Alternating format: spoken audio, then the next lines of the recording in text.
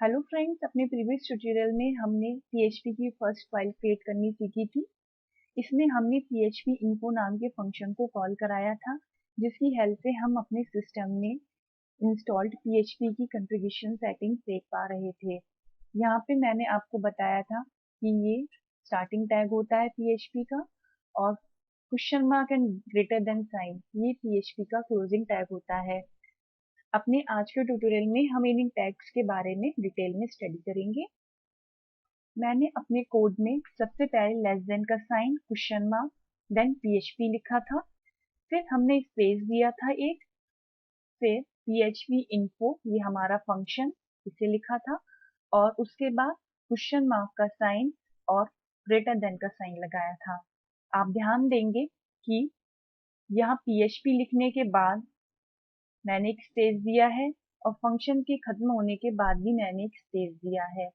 इस तरीके से आप अपनी इस पूरी एक लाइन को 3 पार्ट्स में डिवाइड कर सकते हैं। First one, question less than question mark PHP, ये फर्स्ट पार्ट हो गया।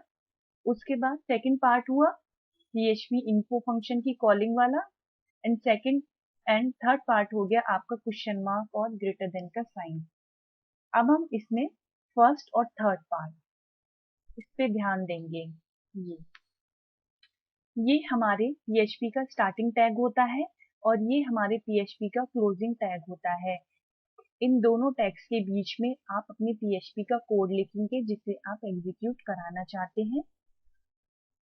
हमारे पास इसके साथ साथ और भी कुछ टैग्स होते हैं, आइए इनके बारे में पढ़ते हैं। शॉर्ट ओपन टैग्स, अभी हमने अपने प्रीवियस स्लाइड में देखा कि less than question mark PHP और क्वेश्चन मार्क ग्रेटर देन ये टैग्स हम यूज कर रहे हैं।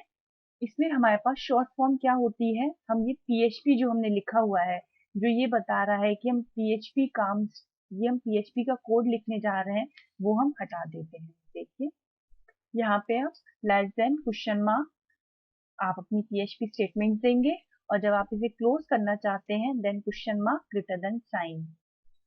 इसके बाद आप चाहें तो यहाँ पे बीच में इक्वल्स टू का साइन भी लगा सकते हैं, पर इन शॉर्ट टैग्स को हम ज़्यादा प्रेफर नहीं करते हैं।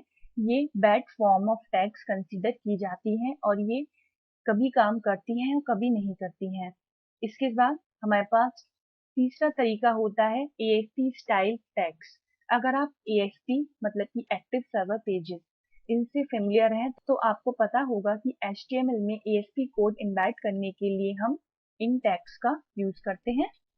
यहाँ आप देखेंगे क्वेश्चन मार्क की जगह परसेंट का साइन हो गया है, और जनरली इन टैग्स को यूज करना रिकमेंड नहीं किया जाता है। आप इन टैग्स को तभी यूज कर सकते हैं जब आपके वेब सर्वर की सेटिंग्स में ASP स्टाइल टैग्स एक्टिव हो।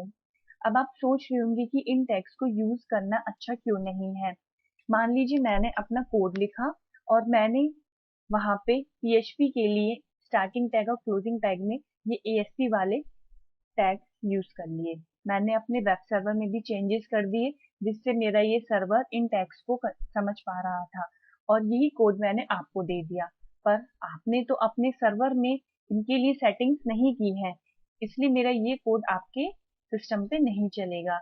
इसलिए जनरली हम इसी फॉर्म को प्रेफर करते हैं जो ये बताती है कि हम PHP स्टार्ट करने जा रहे हैं। इसके लिए हम less than sign question mark PHP, ये बताएगी कि इसके आगे लिखे जाने वाला कोड PHP कोड है, और जब वो पूरा कोड खत्म हो जाए क्वेश्चन मार्क का sign and then greater than का साइन। इस तरीके से अपने आज के ट्यूटोरियल में हमने PHP के स्टार्टिंग एंड क्लोजिंग टैग्स के बारे में पढ़ा। आज के लिए इतना ही। Thank you.